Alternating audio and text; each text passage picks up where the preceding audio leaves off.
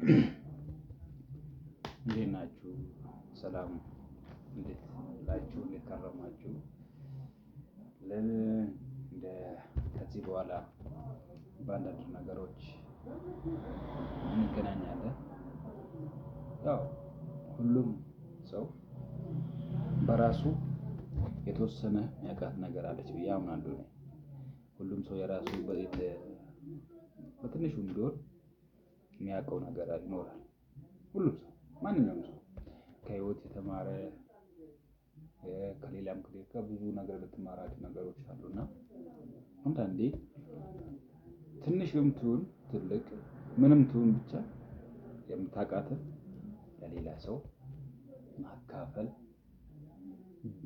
መረዳዳት ቢቻል የሚል ሀሳብ ስላለኝ እንደዛ ትንሽ ያለችውን ነገር እንመካከር፣ እንወያይ እና ያለውንም ነገር የማውቀውን ነገር ሼር ብታደርጉ ኮሜንት ብታደርጉና ብናወራ ብንማማር ያለው ነገር ይሻላል በሚል ይሄን የዩቲዩብ ቻናል ክሬት አድርጌያለሁና እስቲ ሁኔታውን አይተን ደግሞ ያለው ነገር እየጨመርን እያሻሻልን እንድንሄድ ገና አዲስም ስለሆነ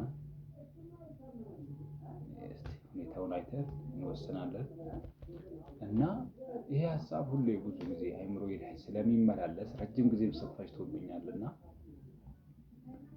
የሆነ አንድ ሰው ያለውን አባባል ሁሌ በአእምሮዬ ይመጣብኛል እና ደጋግሜ አስበዋለሁና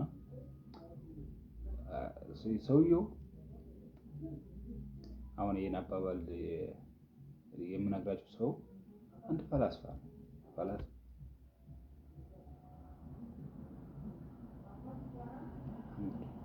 ነውና ፈላስፋው የግሪክ ፈላስፋ ነው እና ሁሌ አእምሮዬን ተቆጣጥሮታል። ለምን እንደሆነ እኔ እንጃ ብቻ እና በጣም ደስ የሚለኝ አባባል ነው። ከሱ ልጀምር። ለምን ብዙ ጊዜ አእምሯችን ላይ የሚመላለሰው የሆነ ነገር ቢኖር ነው ብዬ አሰብኩኝና አሁን እሷን ደግሞ ከዚች ሀሳብ ጀምሬ ለምን ምክንያቱም ብዙ ጊዜ ይመላለሳል፣ ብዙ ቦታዎችን ላይ እጠቀማቸዋለሁ እና እስቲ አስፍቼ ልሄድበት የሚል ሀሳብ አለ። ለማንኛውም ሀሳቡን አባባሉን ልንገራችሁና እናንተም ትወስኑበታላችሁ፣ ኮሜንትም ታደርጉልኛላችሁ ምን እንደሚሰማችሁና ምን አይነት አእምሯችሁ ላይ ምን አይነት ሀሳብ እንደመጣባችሁ ትነግሩኛላችሁ። እና ምንድነው ሀሳቡ? የሆነ ቦታ ላይ ቁጭ ብሎ ሰውየው የሾላ ፍሬ ይበላል። ሾላ ፍሬ እየበላ እያለ ጓደኛው ይመጣና እንዴት ነህ ወዳጄ ሰላም ነው ይባላል። ደህና ነኝ እንዴት ነህ? ደህና ነኝ ይለውና ከሾላ ፍሬ ትንሽ ነገር ቆንጠር ያደርግና ይሄ ብሎ ይሰጠዋል። ሰውየው ደግሞ ይቀበልና ከተቀበለው በኋላ እንዳለ እየፈለፈለ ይበላል። ለራሱ ይበላል። ሰውየው ዝም ብሎ አየውና የሚሰጥህን ሁሉ የሚሰጥህ ራስህ ብቻ እንድትበላ ሳይሆን ለሌሎች እንድታካፍል ይላል። እና አንዳንዴ እኔም አእምሮዬ ለሚመላለሰው የተሰጠን ሁሉ ለራሳችን እንበለው ላይሆን ይችላል፣ ለሌሎች እናካፍለው በማንኛውም መንገድ በጉልበታችሁ፣ በእውቀታችሁ፣ በገንዘብ በብዙ አይነት ነገር መገለጥ ይቻላል። ግን እና ይሄ ሀሳብ አእምሮዬ ላይ ገዝቶ በጣም ለረጅም ጊዜ ይመላለሳል እና በዚሁ ደግሞ ሊጀምር ምክንያቱም ይዘህ ከምትሞት አንድ ነገር ሼር አድርገህ አካፍለህ ብትሞት የሚል ሀሳብ አለኝና ለዚህ ነው ይሄን ነገር የከፈትኩትና ከዚህ በኋላም በእንደዚህ አይነት ነገሮች እንቀጥላለን የሚል ሀሳብ አለኝ።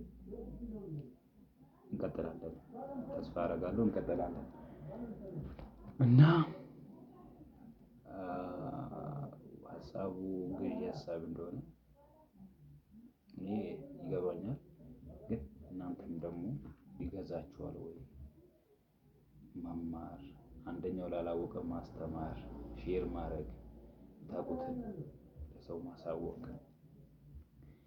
ምናልባት አንተ ያለህን ለአንደኛው ስትሰጥ ለአንተ ምንም ያልመሰለው ለዛኛው የሆነ አገልግሎት ሊሰጥ ይችላል። የሆነ ነገር የሚሸፍነው ከቨር ሊያደርግለት የሚችል ነገር ሊኖር ይችላል። አንተ ተራ ነው ብለህ ያዝከው ለአንዱ ደግሞ ህይወት ሊሆን ይችላል። በዚህ ሁኔታ ስለማምን ነው። ምክንያቱም ብዙ ሰው እውቀት ወይም ደግሞ የሆነ ነገር አለው፣ የያዘው ነገር አለ። ግን እንዴት እንደሚያወጣው፣ እንዴት ሼር እንደምናደርግ፣ እንዴት እንደምናወራ፣ እንዴት ነገሮችን ወደ መሬት ማውረድ እንደምንችል አናውቅም። ይሄ ደግሞ የሚመጣው ብዬ የማምነው እንደዚህ በማውራት ከሰዎች ጋር ዲስከስ ማድረግ አለብን፣ መቻል አለብን። ሼር መደራረግ አለብን። ያለውን ነገር በንግግር ማመን መቻል አለብን አይደለ? እንደዛ ካልሆነ ነገሮቹ ትንሽ ዘመኑ ይመስለኛል እየከበደብን እየመጣ ይመስለኛል።